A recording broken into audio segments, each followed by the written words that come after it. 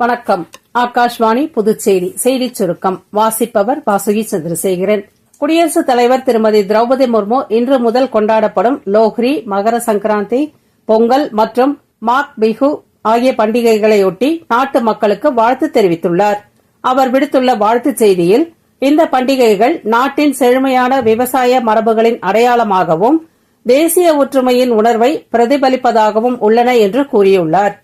இந்தியாவின் துடிப்பான மற்றும் பன்முக கலாச்சார பாரம்பரியத்தை இவை எடுத்துக்காட்டுகின்றன என்றும், நாட்டிற்கு உணவளிக்க அயராது உழைக்கும் விவசாயிகளின் கடின உழைப்பையும் அர்ப்பணிப்பையும் போற்றும் தருணம் இது என்றும் குடியரசுத் தலைவர் கூறினார்.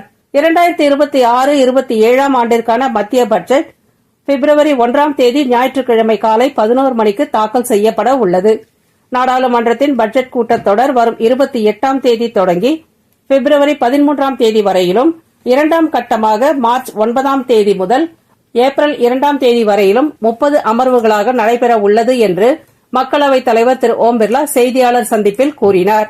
காமன்வெல்த் நாடுகளின் 28வது மாநாட்டை இந்தியா நாளை முதல் புதுடெல்லியில் நடத்த உள்ளது. வரும் 16ஆம் தேதி வரை நடைபெறும் இந்த 3 நாள் மாநாட்டில் 60க்கும் மேற்பட்ட காமன்வெல்த் நாடுகளிலிருந்து சபாநாயகர்கள் மற்றும் தலைமை அதிகாரிகள் பங்கேற்க உள்ளனர். போகி பண்டிகையின் போது டயர், ரப்பர், பிளாஸ்டிக், தெர்மோகால், செயற்கை இழை துணி போன்ற பொருட்களை எரிக்க வேண்டாம் என்று புதுச்சேரி மாசு கட்டுப்பாட்டு குழுமம் பொதுமக்களுக்கு வேண்டுகோள் விடுத்துள்ளது. இவற்றை எரிப்பதால் சுவாச நோய்கள், நுரையீரல் நோய்கள் உள்ளிட்ட பிரச்சினைகள் ஏற்படும் என்பதால் இந்த தடை விதிக்கப்பட்டுள்ளது.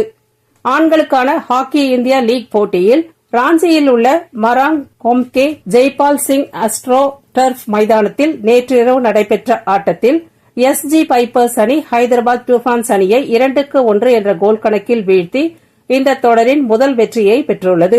இத்துடன் இந்த செய்திச் சுருக்கம் நிறைவு பெறுகிறது.